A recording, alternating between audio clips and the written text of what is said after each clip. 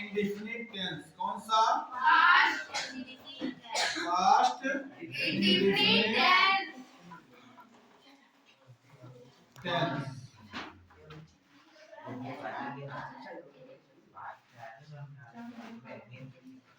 इसमें इस टेंस में देखो, इसकी पहले पहचान सुनो। पहचान क्या होती है?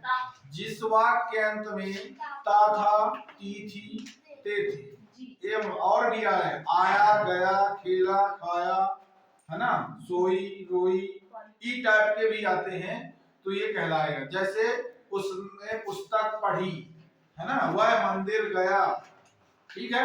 ऐसे यदि टेंस आते हैं तो ये कौन से टेंस कहलाते हैं?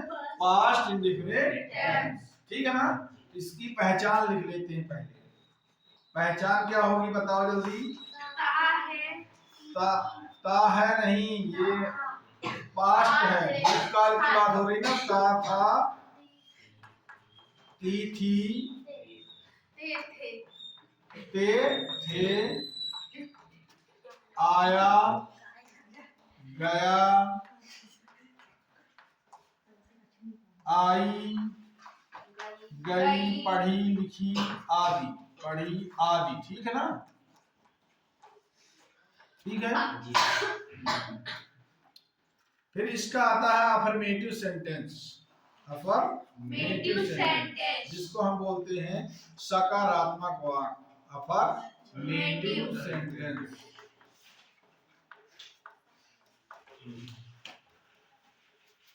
सकारात्मक वाक्य कहलाता है, ठीक है। इसका रूल होता है, नियम,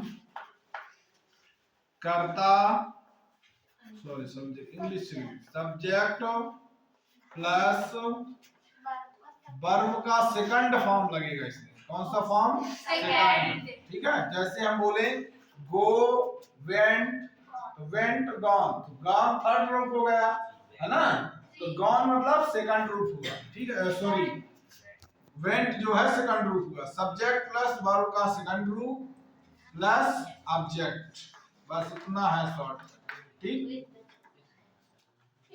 जैसे पहला हम बोलते हैं कोई वाक्य, वह है, देखो पहले तक समझ लो, जब हम समझाए ना समझो। जैसे बोले वह मंदिर गया, क्या? मंदिर, वह मंदिर गया, क्या होगा? सब्जेक्ट क्या है? वह जिसके मीन्स ही। अब वर्ब देखना है, वर्ब क्या है? गया मतलब जाना, गो, गो का सेकंड रूप क्या होता? वेंट, तो he went temple, temple, temple means मंदिर, ठीक है। समझ में आया? इसी का जैसे दूसरा हो जाएगा, he went temple। जैसे बोले मैंने पुस्तक पढ़ी, इसमें जो है कार्य का काम जो बता रहा है पूरा हो चुका होता है। क्या होता है? पूरा हो गया ये बताता है। मैंने पुस्तक पढ़ी, ठीक है, तो क्या हो जाएगा? आई मतलब मैं, अब क्रिया पढ़ना है तो रीड, पढ़ते रीड, रेड है, लेकिन स्पेलिंग वही रहेगी, ठीक है। तो आई रीड बुक, अब ठीक है, मैंने पुस्तक पढ़ी, ठीक है।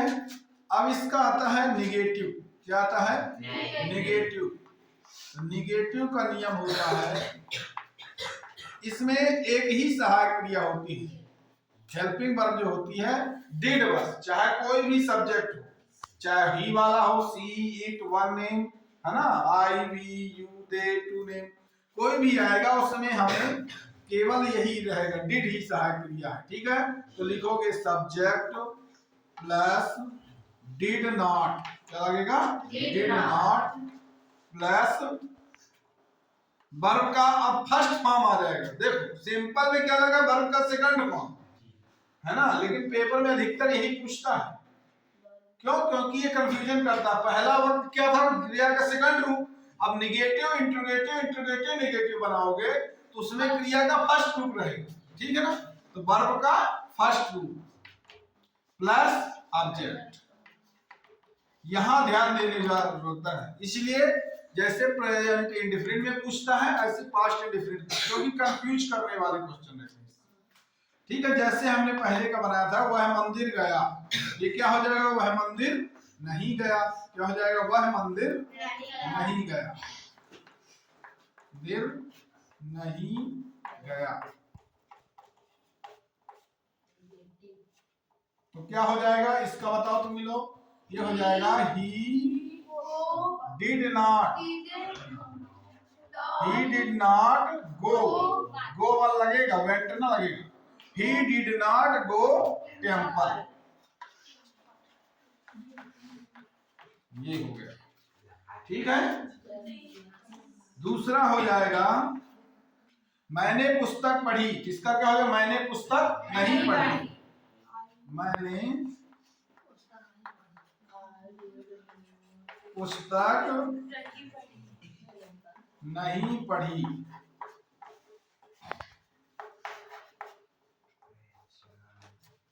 क्या हो जाएगा बताओ, I did not read a book, good, बहुत अच्छे, ये हो जाएगा, ठीक है। फिर आता है इंट्रोगेटिव, क्या आता है, इंट्रोगेटिव। इसमें भी सिंपल नहीं है, इंट्रोगेटिव मतलब प्रश्नवाचक, क्वेश्चन पूछे, जैसे लिखा है तो हम यहां बोलेंगे क्या वह मंदिर गया, क्या वह मंदिर गया, तो तुम लोग ऐसे लेकिन इसका नियम पहले लिख लो, जो डिड है ना वो पहले लग जाएगा, did plus subject plus verb का फर्स्ट फॉर्म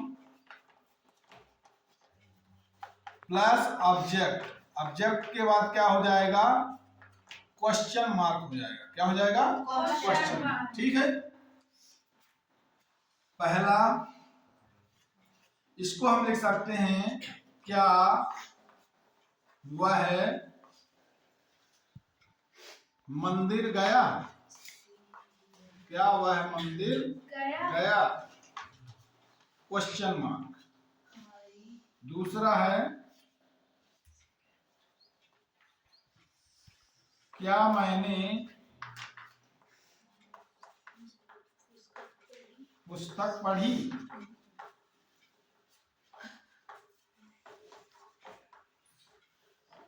तो वह क्या वह मंदिर गया, तो क्या लगाएंगे, सिंपल इसी की जैसे है, डिड बस आगे लग जाएगा, डिड बोलो, फिर ही, वह है ना, क्या वह मंदिर गया, तो did he go to, went नहीं होगा बेटी, गो टेम्पल, टू भी लगा सकते लेकिन अपन नहीं किया, डिड ही गो टेम्पल, यही था ना, ही डिड नॉट गो टेम्पल, तो ही क्या, डिड आ गया, नॉट हट जाएगा, तो डिड ही गो टेम्पल, ठीक है, क्वेश्चन मार्क। फिर क्या मैंने पुस्तक पढ़ी, इसमें भी डिड ही लगेगा, did I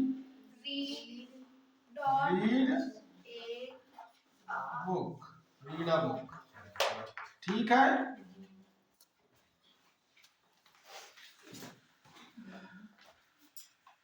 did I read a book, ठीक है ना।